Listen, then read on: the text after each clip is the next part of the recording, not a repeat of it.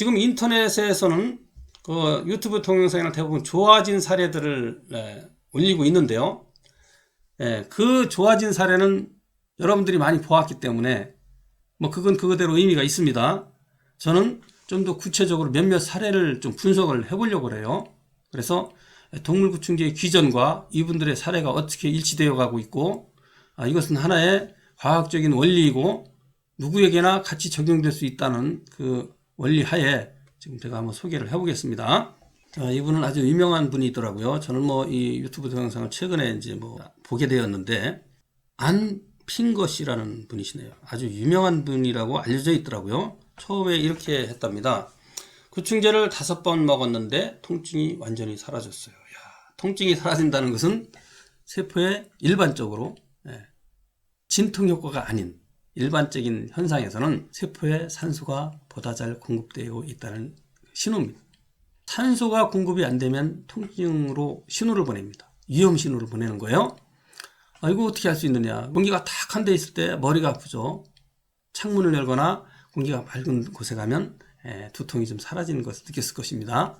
바로 산소가 공급이 되지 않으면 위험하기 때문에. 뇌세포는 4분만 산소 공급을 차단해도 뇌세포가 죽어서 사람이 죽습니다.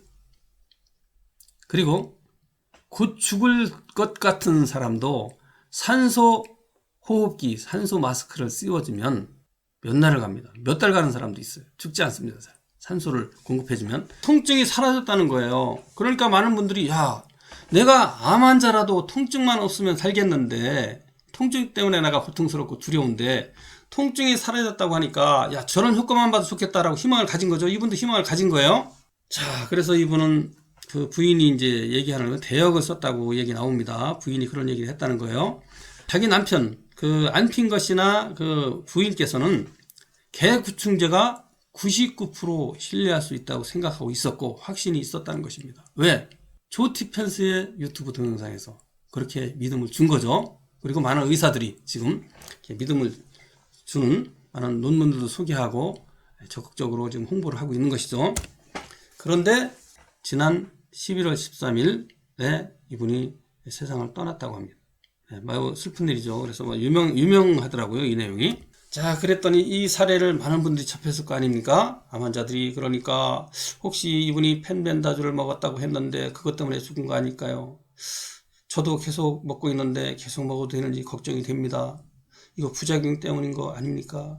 부작용이 의심되네요. 막 이런 염려하는, 이분을 바라보고, 이분이 뭐 상당히 나름 대표적인 암 환자 중에 한 분이었더라고요. 펜벤다졸을 옹호하는. 자, 이런 그 의문들이 제시하고 있죠. 환자들 가운데서도. 자, 그랬더니 유가족들은 이분이 사망한 원인이 펜벤다졸 복용이 아니었다고 이렇게 밝히고 있습니다. 이분들은 뇌경색 폐선상이었다 이렇게 소개하고 있는데요. 자, 그런데 이것은 의사가 밝힌 소견이겠죠. 이렇게 밝혔습니다. 이분의 직접 사인은 다발성 장기 부전이었다 이렇게 소개하고 있습니다. 근데 이 다발성 장기 부전의 원인은 폐렴 폐부종이었다 이렇게 표현하고 있고요.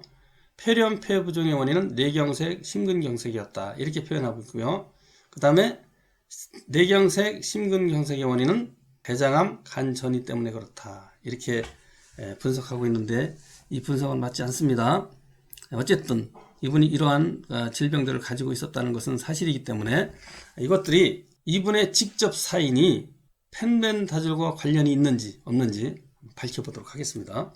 자, 제가 지난 3번째 동영상에서 펜벤다졸을 섭취하게 되면 마이크로 튜블, 미세 소관이 좁아지거나 막혀서 폐나 심장, 간, 소화기 내피세포, 골수, 기타 모든 장기, 뇌세포까지요. 산소와 영양이 제대로 공급되지 않는다. 그래서 결국은 세포들이 암으로 변하거나 기능이 떨어진다. 그래서 조기에 사망할 수 있다. 이렇게 설명해 드린 일이 있는데요. 자, 보세요. 이분의 사망 원인 중에 보시면 다발성 장기 부전이 직접 사인이었다라고 밝혔는데요. 이것은 펜벤다졸의 부작용 맞습니다. 왜냐? 보세요. 펜벤다졸을 섭취하면 우리 몸의 모든 세포, 모든 장기로 가는 장기 속의 세포들의 미세 소관이 망가집니다. 막히거나 좁아지겠죠? 그러면 산소와 영양이 제대로 공급이 안 됩니다. 산소와 영양이 공급이 안 되면 어떤 일이 벌어지느냐? 그 해당 장기들은 기능이 떨어집니다. 예를 들어서 폐를 예로 든다면 폐가 산소를 흡수하는 기능이 떨어집니다. 그러면 폐에서 뇌세포까지 충분한 산소를 공급하지 못하겠죠? 사망의 요인이 됩니다. 간 기능이 떨어집니다. 간세포의 미세 소관이 좁아지거나 망가지면 간세포로 산소와 영양이 충분하게 공급이 안 되겠죠? 그러면 간이 제 기능을 다하지 못합니다. 해독 기능이 떨어진다는 얘기죠? 해독 기능이 떨어지면 어떤 일이 벌어집니까? 피가 탁해집니다. 피가 탁해지니까 심장에서 혈액을 보내더라도 탁하니까 충분한 산소가 뇌세포까지 공급되지 못합니다. 사망할 수 있죠. 기타 골수를 예를 든다면 골수세포에 산소와 영양이 충분히 공급되지 않는다. 그러면 골수세포가 자기 기능을 다하지 못합니다. 그러면 제대로 된 적혈구를 생산하지 못하겠죠? 그런 세포들은 찌그러들고 서로 달라붙습니다. 그러면 혈액순환이 나빠져요. 혈류장애를 일으킵니다. 혈류장애가 오니까 뇌세포까지 충분한 산소와 영양, 산소를 공급하지 못하니까 뇌세포가 위험해질 수 있겠죠. 그래서 여기서 다발성 장기 부전이라는 것은 모든 장기가 문제가 생겼다는 것입니다.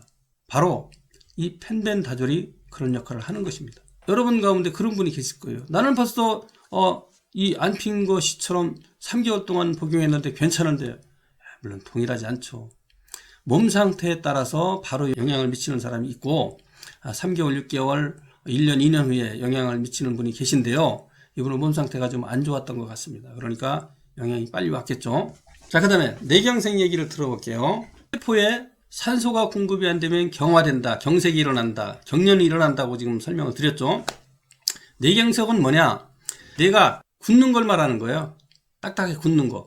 좀 보들보들해야 이렇게 유연해서 생리활동을 잘 할 수 있겠죠, 정상적으로. 그런데 항생제를 섭취하게 되면 뇌세포의 마이크로튜뷴이 망가지기 때문에, 좁아지거나 막히기 때문에 뇌세포로 가는 산소가 충분하게 공급이 안 됩니다. 그러면 경색이 일어납니다. 그래서 이것은 구충제의 작용 맞습니다. 심근경색도 요인이었다고 밝히고 있죠. 예, 구충제를 섭취하면 심장세포에 마이크로튜뷴이 망가져서 심장세포에 산소와 영양이 충분하게 공급되지 않습니다. 그러면 심장이 굳습니다. 산소가 공급되지 않으면 경화가 일어나는 거예요. 심장이 쭉쭉쭉 짜져야 되는데 이렇게 탄력이 떨어져서 뇌세포에 충분한 산소를 공급하지 못하니까 사망할 수 있는 것입니다. 대장암 얘기도 했는데 대장의 세포의 마이크로튜뷴 미세 소관이 망가지면 당연히 대장도 암이 발병하거나 기능이 떨어져서 소화불량이 오겠죠. 자, 이래서 사망했다는 것입니다.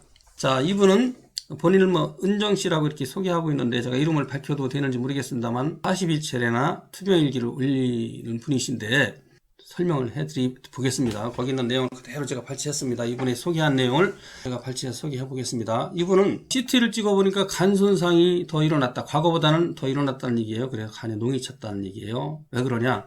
간세포로 가는 혈관이 망가지니까 마이크로튜뷴로 이 물과 영양과 산소가 잘 통해야 되는데 그 부분이 망가지니까 새어나오겠죠, 밖으로. 그러니까 간에 물이 차고 그런 일이 벌어지는 것이죠. 그것은 상당히 좀 좋지 않은 상태입니다. 좀 마음이 편치 않습니다, 저도. 그 다음에 복수가 찼다, 이렇게 또 나왔습니다. 마찬가지입니다. 간에서도 새어나오기도 하지만 그 주변에서 세포들이 정상적으로 탄력이 있어야 되는데 세포들이 망가지면 수분이, 물이 밖으로 새어나올 수 있겠죠. 그래서 복수가 차는 것입니다. 마이크로튜뷴에 문제가 생겨서 이렇게 된다는 얘기죠. 구충제의 영향입니다. 물론 본래 안 좋았기도 했지만 더 나빠졌다는 얘기예요. 이분 과거 사례를 보니까 좋아질 수 있었던 분이더라고요. 보니까. 세 번째, 이분은 혈액이 많이 부족하다, 이렇게 지금 자신을 표현하고 있어요. 그래서 지금 수혈을 해야 되는데 지금 준비 중이다, 이렇게 얘기하고 있습니다. 왜 그럴까요? 구충제에 의해서 혈액을 만드는 골수세포에 산소와 영양이 충분히 공급되지 않으니까 골수가 제 기능을 다하지 못한 것입니다. 그러니까 혈액을 충분하게 만들어내지 못하고 있다. 그 결과입니다. 그 다음에 이분 말할 때 보니까 혹시 숨이 차더라고요. 여러분들이 한번 제가 일부러 밑에까지 이렇게 캡처를 했으니까 한번 들어가 보십시오. 말할 때 혹시 숨이 찬데요. 몸속에 지금 산소가 대단히 부족한 상태입니다. 외부에서는 산소를 다른 사람과 거의 동일하게 흡수하고 있지만 폐에 문제가 있을 수 있습니다. 왜냐하면 말씀드렸죠. 모든 장기에 문제가 생긴다고요. 예, 이런 동물 구충제를 섭취하게 되면. 그리고 혈관들이 많이 망가졌을 거예요. 외부에서 그 산소를 공급하는 통로가 지금 원활하지 못합니다. 그러니까 그러한 그 산소를 세포까지 다 전달하는데 영향이 있습니다. 거기에다가 구충제로 인해서 세포가 받아먹으려고 했는데 산소를 받아먹을 수가 없어요. 다 망가졌습니다. 다가 아니라 많이 망가졌습니다. 그러니까 세포들의 산소가 많이 부족해져 있죠. 그러니까 숨이 찬 겁니다. 그래서 폐가 조금이라도 더 산소를 더 공급받아 보려고 애를 쓰는 게 숨이 찬 겁니다. 이렇게 숨을 자꾸 몰아쉬는 거예요. 그 다음에 긍정적인 신호도 있습니다 라고 말하면서 암은 더 커지지 않았습니다 이렇게 얘기하고 있어요. 당연하죠. 구충제는 포도당 흡수를 방해하기 때문에, 그래서 암세포가 증식을 못하게 만드는 거기 때문에 당연히 암세포는 더 커지진 않습니다. 줄어들 수 있습니다. 그렇지만 제가 앞서서 여러 차례 강조했죠. 정상세포가 어떻게 되느냐. 정상세포가 지금 산소가 부족해서 숨이 차기 시작했습니다. 몹시 숨이 찹니다. 그것이 더 위험한 것이지, 암세포가 조금 더 크고 작고 있고 없고 그것이 그다지 중요한 것은 아닙니다. 문제는 몸속에 몸 전체에 얼마나 대사가 잘 이루어지느냐, 그러기 위해서는 산소가 충분히 공급되느냐, 그것이 더 문제라는 얘기죠. 우리가 영양실 주는 사람은 없지 않습니까? 그런데 산소는 아무리 돈이 많아도 산소를 많이 마시지는 못하지 않습니까? 그런 상태에서 이런 상황이 왔는데 너무나 좀 안타까운 일이네요. 이분을 보니까 한 5년 전에 그 대전에 사는 유방암 독자가 저에게 암상담 전화로 상담을 자꾸 했어요. 수시로 전화가 왔습니다. 그래서 제가 상담을 해드렸는데 이분하고 똑같이 그 당시에 이렇게 인터넷에다가 오늘은 윤태호 선생님에게 무슨 얘기를 들었는데 나는 무엇을 못했고 그래서 마음이 편치 않다. 내가 실천할 것을 요걸 실천을 못해서 마음이 좀 불안하다. 내가 오늘은 정말로 닭고기를 먹고 싶었는데 닭고기를 못 먹어서 먹어야 되나 말아야 되나. 그래서 참다 보니까 너무나 속상했다. 근데 조금 먹었더니 또 어떻다. 이런 일기를 쓰듯이 매일 썼어요. 이분하고 똑같은 상황이죠. 그래서 제가 쓰지 말라고 했어요. 왜냐? 자꾸 암 가지고 머릿속에 암 죽는다. 나는 암이야. 그렇게 암의 노예가 되면 건강한 사람도 죽는다. 암을 잊어버려라. 잊어버리고 툴툴 털어버리고 바꿀 것만 바꾸고 생활만 바꾸고 잊어버리고 살아라. 그럼 나도 모르는 사이에 암이 없어진다. 이렇게 얘기한 적이 있었는데, 그래서 더 상담도 안 해드렸어요. 그래서 어떻게 되는지 모르겠습니다만 그분이 생각나는데, 어쨌든 저 같은 사람의 입장에서는 이런 분들의 사례를 보면 나름대로 암을 좀 이렇게 연구하는데, 상황을 진단하는 데는 많은 도움이 되긴 합니다. 그러나 본인들에게는 도움이 되는 것은 아닙니다. 잊어버려야 돼요. 그건 제가 논리적으로 증명할 수가 있습니다. 암을 머릿속에 담아두면 안 됩니다. 건강이 더 해로워져요. 치료하지 말라는 얘기 아닙니다. 당연히 암을 극복해야죠. 극복하는 방법들이 있고요. 그런데 너무 집착하는 것은 대단히 해롭다. 자, 이분은 아주 유명한 분이죠. 개그맨. 아주 중재와 관련해서 매우 유명한 분이 되었더라고요. 원래부터 유명한 분이었더라고요. 저는 잘 몰랐는데 이분을. 그런데 이분도 12월 23일 날 채널 A에 나와서 그런 얘기를 했다고 그러죠. 나는 얼마 못 살 거다. 물론 그 전에 동영상에서는 좋아졌다는 얘기를 많이 하고 있었다는 얘기를 들었는데, 글쎄요. 하여튼 좀 안타깝죠. 안타까운 일입니다. 왜냐하면 왜 제가 안타깝다고 생각하느냐면, 살 수 있을 만한 분들인데 그런 것만 안 해도 웬만하면 자기 수명을 다 하는데, 생활 습관만 좀 바꿔도, 또 실제로 암을 극복하는 방법은 무엇을 먹어서 어떤 약을 먹어서 낫는 것은 절대로 아니에요. 그건 불가능합니다. 그러면 지금까지 이런 약을 먹고 나은 사람은 다 거짓말이라는 얘기입니까? 그게 아니죠. 그분들이 그런 약을 먹고 암이 없어질 수는 있습니다. 암 자체만. 그러면서 그런 분들은, 생존한 분들은 다른 무언가를 했어요. 원인 제거를 했습니다. 생활 개선을 했습니다. 그런데 생활 개선에는 그다지 신경 쓰지 않고 또 제대로 알지를 못하니까 무엇이 암을 일으키는지 잘 모르잖아요. 아주 사소한 것들이 암을 일으키는 것인데 그런 데는 관심을 갖지 않고 그건 그대로 노출시키면서 그냥 뭐를 먹어보려고 해요. 원인을 그대로 가지고 있는데 무엇으로 암을 죽여본들 암은 또 재발할 거 아닙니까? 그럼 언제까지? 죽는 날까지 약으로 죽여야 된다는 결론이에요. 알벤다졸, 펜벤다졸 죽는 날까지 먹어야 되는 거예요. 이 논리대로라면 관해 유지에만 효과가 있다는 거 아닙니까? 근본적으로 몸의 환경을 바꾸는 것이 아니고 암이 증식하는 것만 억제할 수 있다는 얘기입니다. 근데 부작용은 어떻게 할 것입니까? 예? 정상세포가 다치는 거 어떻게 할 거예요? 그런 거 생각하셔야 됩니다. 이분도 회복해야 되는데 좀 구충제가 어떤 기전으로 암을 사멸하는지를 아는 입장에서는 이분 몸에 있는 암보다 1000배 이상 큰 정상세포는 어떻게 될 것이냐를 생각해보면 좀 마음이 편치 않습니다. 저 주관적인 생각입니다. 주의사항이죠. 포도당 흡수 장애가 있는 사람은 복용하지 말 것을 권고하고 있습니다. 근데 이 표현은 제 식으로 표현하면 포도당을 ATP로 전환하는데 무리가 있는 사람, 문제가 있는 사람들은 취하지 않는 것이 좋겠다. 두 번째로 이 내용들을 제가 좀 복잡하니까 정리해서 말씀드려보겠습니다. 자, 제약사에서 제시한 주의사항입니다. 포도당 흡수 장애자는 섭취하지 말 것. 이유는 이 약은 포도당 흡수를 방해하는 것이기 때문에 안 그래도 흡수 장애가 있는데 더 방해를 하면 대사에 문제가 생길 거 아니냐. 그런 얘기가 되겠죠.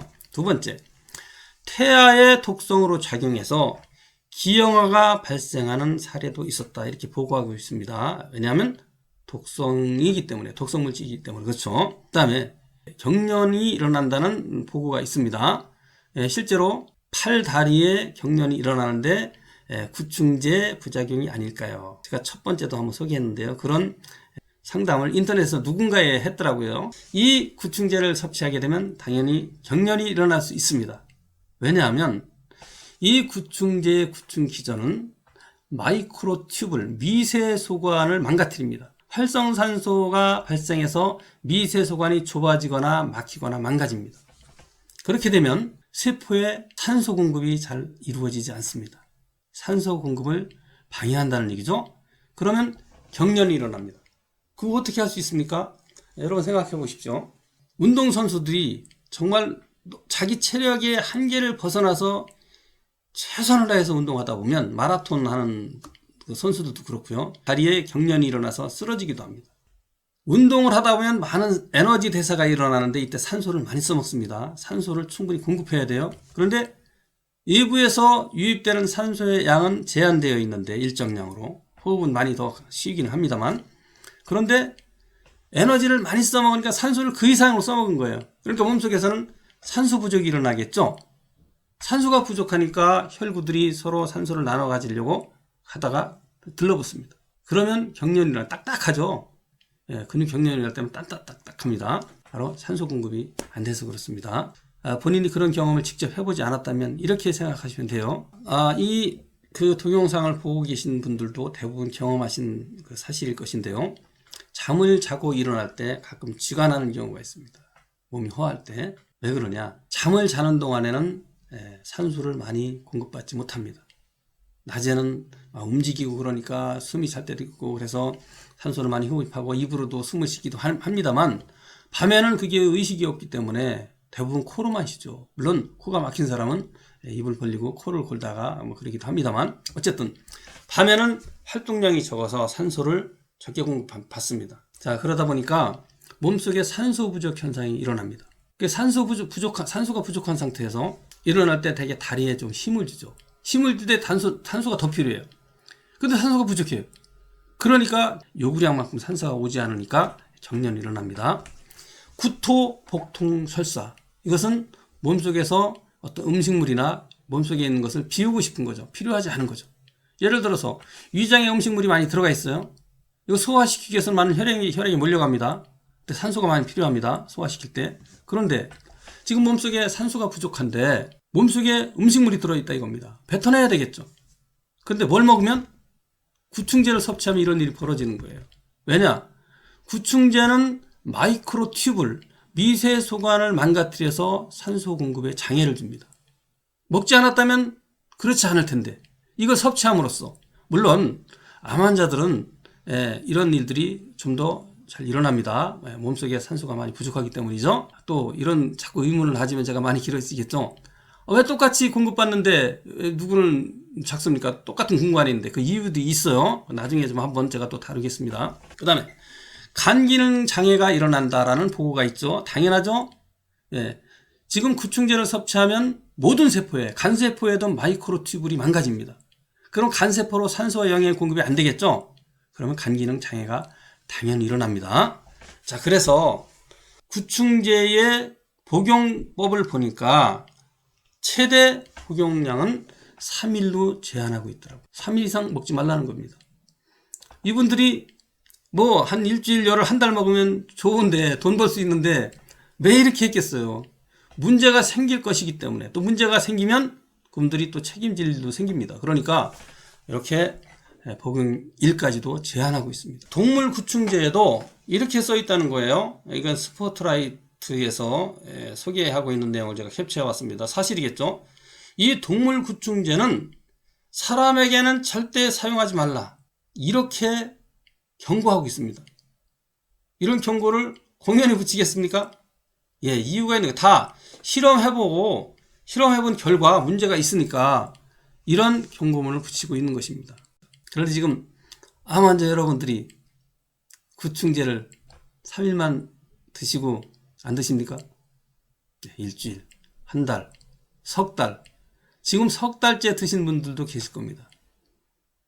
석 달 먹어도 괜찮은데 나중에 보통 한 2년, 3년 후에 문제가 생깁니다. 제가 이런 얘기를 해서 기분 나쁘게 들릴 분도 계시겠습니다만 그때 생기는 문제는 되돌릴 수가 없습니다. 차라리 한두 번 먹어서 부작용을 바로 느끼게 되면 바로 중단할 수 있는데 그때는 돌이킬 수가 없는 상황이 되겠죠. 틀림없는 사실입니다.